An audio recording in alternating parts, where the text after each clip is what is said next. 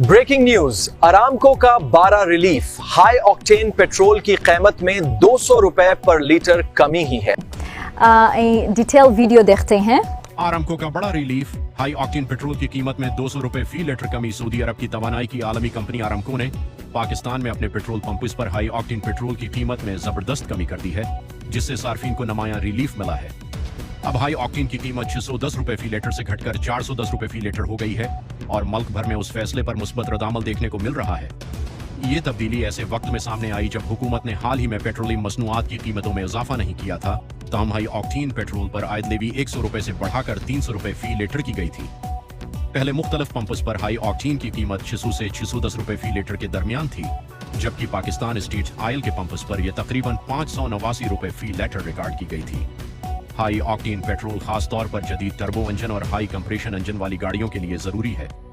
पाकिस्तान में नई गाड़ियां चाहे दरामद शुदा हों या मकामी तौर पर असम्बल की गई हों, सिर्फ हाई ऑक्टेन फ्यूल पर बेहतरीन कारकर्दगी देती हैं, जिसकी वजह से उसकी तलब मुसलसल बढ़ रही थी।